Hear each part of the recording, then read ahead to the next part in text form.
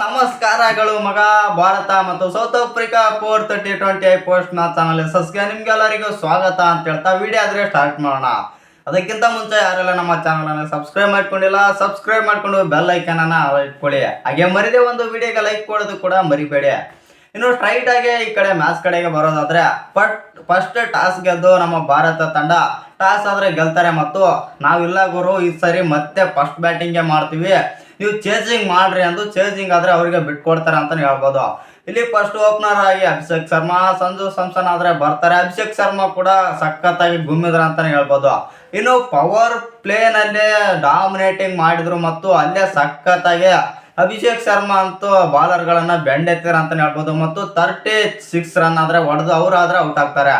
ಅದು ಕೂಡ ಎಡ್ಜ್ ಆಗಿ ಕೀಪರ್ ಕ್ಯಾಚ್ ಆಗುತ್ತೆ ಮತ್ತು ಸ್ವಲ್ಪ ಅವ್ರಿಗೂ ಕೂಡ ಇವತ್ತು ಬ್ಯಾಡ್ ಲಕ್ ಇತ್ತಂತ ಅನ್ಸುತ್ತೆ ಅಂತಾನೆ ಹೇಳ್ಬೋದು. ಆ ನಂತರ ಬಂತು ಅಂತಂದ್ರೆ ನಮ್ಮ ತಿಲಕ್ ವರ್ಮಾ ಅವರು ಒನ್ ಡೌನ್ ಆಗಿ ಎಂಟ್ರಿ ಕೊಡ್ತಾರ ಅಂತಾನೆ ಹೇಳ್ಬೋದು. ತಿಲಕ್ ವರ್ಮಾ ಅವರು ಎಂಟ್ರಿ ಕೊಟ್ಟಿದ್ದೆ ತಡ ಹಚ್ಚೆ ರುಬ್ಬಿದ್ರ ಅಂತಾನೆ ಹೇಳ್ಬೋದು ಸೌತ್ ಆಫ್ರಿಕಾ ಬೌಲರ್ಸ್ ಗಳನ್ನ.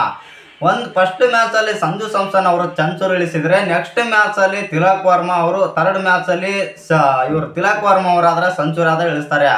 ಇಲ್ಲ ಗುರು ಇಬ್ರು ಒಂದೊಂದು ಮ್ಯಾಚ್ಗೆ ಸೆಂಚುರಿ ಇಳಿಸೋದು ಬೇಡ, ಈ ಸರ್ತಿ ಇಬ್ರು ಸೇರಿಸಿ ಸೆಂಚುರಿ ಇಳಿಸೋಣ ಅಂತಂದು ಮಾತಾಡ್ಕೊಂಡು ಇಳಿಸಿದಂಗಿತ್ತು ಅಂತಾನೆ ಹೇಳ್ಬೋದು.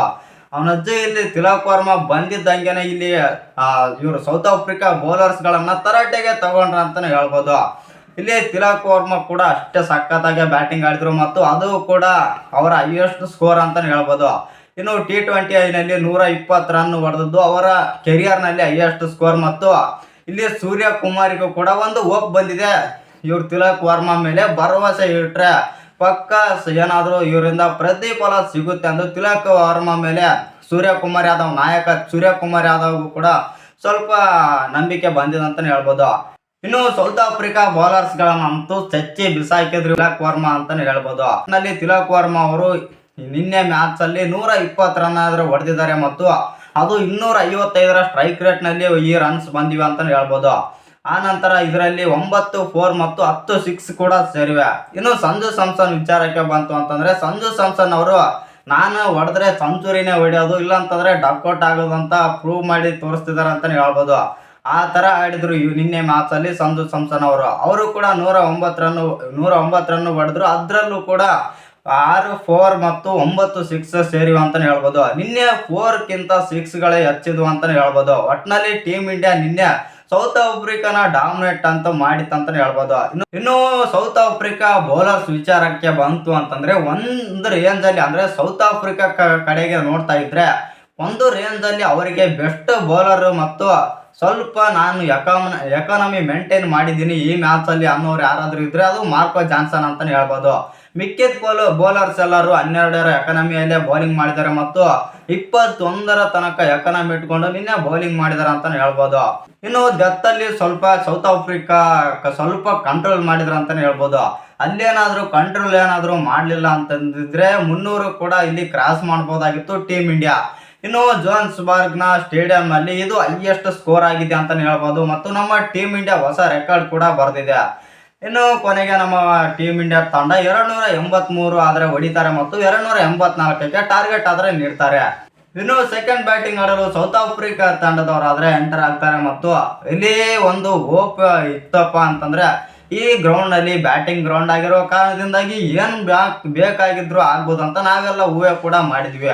ಆದ್ರೆ ಅಲ್ಲಿ ಆಗಿದ್ದು ಬೇರೆ ಅಂತಾನೆ ಹೇಳ್ಬೋದು. ಸೌತ್ ಆಫ್ರಿಕಾ ಬೌಲರ್ಸ್ ನೋಡಿದ್ರೆ ಅಲ್ಲಿ ಬೌಲಿಂಗೇ ನಡೀತಿಲ್ಲ ಮತ್ತು ನಮ್ಮ ಟೀಮ್ ಇಂಡಿಯಾಸ್ ಬೌಲರ್ಸ್ ನೋಡಿತಂದ್ರೆ ಅಲ್ಲಿ ಸೌತ್ ಆಫ್ರಿಕಾ ಬ್ಯಾಟರ್ಸ್ಗೆ ಡಾಮಿನೇಟ್ ಮಾಡ್ತಿದಾರೆ ಅಂತಾನೆ ಹೇಳ್ಬೋದು. ಬರ್ತಿದ್ದ ಹರ್ಷದೀಪ್ ಸಿಂಗ್ ಅವರು ಸಖತ್ತಾಗಿ ಬೌಲಿಂಗ್ ಮಾಡಿದ್ರು ಮತ್ತು ಈ ಮ್ಯಾಚ್ ಅಲ್ಲಿ 3 ವಿಕೆಟ್ ತೆಗೆದಿದ್ದಾರೆ ಮತ್ತು ಅದು 6ರ ಎಕಾನಮಿಯಲ್ಲಿ ಅಂತಾನೆ ಹೇಳ್ಬೋದು. ಇಲ್ಲಿ ಹೆನ್ರಿ ಕ್ಲಾಸನ್ ಕೂಡ ಡಕ್ಔಟ್ ಆಗಿದ್ದಾರೆ ಈ ಮ್ಯಾಚ್ ಅಲ್ಲಿ. ಅವ್ರ ಕಡೆಗೆ ನೋಡ್ತಾ ಇತ್ತಂದ್ರೆ ಸ್ಟಬ್ಸ್, ಮಾರ್ಕೋ ಜಾನ್ಸನ್ ಮತ್ತು ಡೇವಿಡ್ ಮಿಲ್ಲರ್ ಅವರು ಅಷ್ಟೇ ಸ್ವಲ್ಪ ಕಾಂಟ್ರಿಬ್ಯೂಷನ್ ಆದ್ರೆ ಕೊಟ್ಟರು. ನಮ್ಮ ಟೀಮ್ ಇಂಡಿಯಾದ ಬೌಲರ್ಸ್ ಕಡೆಗೆ ನೋಡ್ತಾ ಅಂತಂದ್ರೆ ವರುಣ್ ಚಕ್ರವರ್ತಿ ಅವರು ಕೂಡ 2 ವಿಕೆಟ್ ತಗೊಂಡ್ರು ಮತ್ತು ಇವರು ಅಕ್ಷರ್ ಪಟೇಲ್ ಕೂಡ 2 ವಿಕೆಟ್ ಆದ್ರೆ ತೆಗೆದುಕೊಂಡಿದ್ದಾರೆ. ಇನ್ನು ಹರ್ಷದೀಪ್ ಸಿಂಗ್ ಅವರು ಕೂಡ 3 ವಿಕೆಟ್ ತೆಗೆದುಕೊಂಡ್ರು ಮತ್ತು ಇಲ್ಲಿ ಹರ್ಷದೀಪ್ ಸಿಂಗ್ ಅವರು T20 ನ ಇಂಡಿಯನ್ ನಂಬರ್ 1 ಬೌಲರ್ ನಾನೇ ಗುರು T20 ಅಂತಂದು ಪ್ರೂವ್ ಮಾಡಿದ್ರು ಈ ಮ್ಯಾಚ್ ಅಲ್ಲಿ ಅಂತಾನೆ ಹೇಳ್ಬೋದು. ಒಟ್ಟಿನಲ್ಲಿ ಹೇಳ್ಬೇಕಪ್ಪ ಅಂತಂದ್ರೆ ನಮ್ಮ ಟೀಮ್ ಇಂಡಿಯಾ ಈ ಸೀರೀಸ್ ನ ಸಂಪೂರ್ಣ ಕೈವಶ ಮಾಡಿಕೊಂಡಿದೆ ಅಂತಾನೆ ಹೇಳ್ಬೋದು. ಇನ್ನು ಕೊನೆಗೆ ನಮ್ಮ ಟೀಮ್ ಇಂಡಿಯಾ ಸೌತ್ ಆಫ್ರಿಕಾ ವಿರುದ್ಧ 3-1 ಅಂತರದಿಂದ ಈ ಟೆಸ್ಟ್ ಸೀರೀಸ್ ಆದ್ರೆ ಗೆದ್ಕೊಂಡು ಬಂದಿದೆ ಅಂತಾನೆ ಹೇಳ್ಬೋದು. ಇನ್ನು ಸೂರ್ಯಕುಮಾರ್ ಯಾದವ್ ಮತ್ತೆ ಪ್ರೂವ್ ಮಾಡಿದ್ದಾರೆ, ನಾನು ಯಾಕೆ T20ನಲ್ಲಿ ನಾಯಕ, ಸಕ್ಸಸ್ಫುಲ್ ನಾಯಕ ಎಂದು ಮತ್ತೊಮ್ಮೆ ಪ್ರೂವ್ ಮಾಡಿದ್ದಾರೆ ಅಂತಾನೆ ಹೇಳ್ಬೋದು. ಇನ್ನು ನಿಮ್ಗೆ ಅನ್ಸುತ್ತೆ ಅಂತ ಕಮೆಂಟ್ ಮಾಡೋದನ್ನ ಮರಿಬೇಡಿ. ಹಾಗೆ ಇನ್ನು ಯಾರು ಸಬ್ಸ್ಕ್ರೈಬ್ ಮಾಡ್ಕೊಂಡಿಲ್ಲ, ಸಬ್ಸ್ಕ್ರೈಬ್ ಮಾಡ್ಕೊಂಡು ಬೆಲ್ ಐಕನ್ ಅನ್ನ ಆಲ್ ಇಟ್ಕೊಳ್ಳಿ.